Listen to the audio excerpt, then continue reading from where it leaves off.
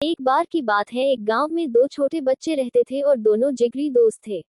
दोनों की उम्र ज्यादा नहीं थी, एक की उम्र 6 साल थी और दूसरे की 7 साल। दोनों साथ खेलते, साथ पढ़ते, साथ में ही सारी चीजें करते। एक दिन जब दोनों खेल रहे थे तो खेलते खेलते उन्हें ये पता ही नहीं चला कि कब वो गांव से दूर एक फील्ड में आ गए। वहां पर एक कुआं था। दोनों खेलने में इतना मशगूल थे कि अचानक से एक बच्चा जो 7 साल का था वो उस कुएं में गिर गया। दूसरा बच्चा डर भी रहा था और परेशान भी था कि आखिर वो अपने दोस्त को कैसे बचाए। वहां पर कोई था भी नहीं और गांव से काफी दूर आ जाने की वजह से उनकी आवाज किसी के पास जा भी नहीं पा रही थी। और वो दूसरा 6 साल का बच्चा अपने दोस्त को छोड़कर जा भी नहीं सकता था।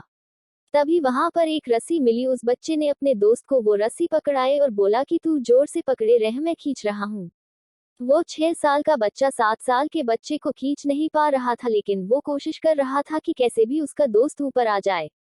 काफी देर लगा पर वो बच्चा अपने दोस्त को कुएं से निकलने में सफल हो गया और वो दोनों गांव आ गए। गांव आने के बाद जब ये बात गांव वालों को पता चली तो किसी ने भरोसा नहीं किया सिवाय एक बाबा के जो बड़े ज्ञानी और होनहार थे। जब सबको ये बात पता चली कि वो बाबा उन बच्चों की बात का भरोसा कर रहे हैं तो सबको लगा कि कोई बात तो है, क्योंकि वो कभी झूठ नहीं बोलते और अगर वो मान ही रहे हैं तो कुछ बात होगी जरूर। और इसीलिए सभी लोग इस बाबा से पूछने पहुंचे कि आप क्यों भरोसा कर रहे हैं।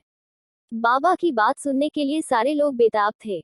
वो बाबा ने जो कहा वो सुनकर आप ही मोटिवेट हो जाएंगे।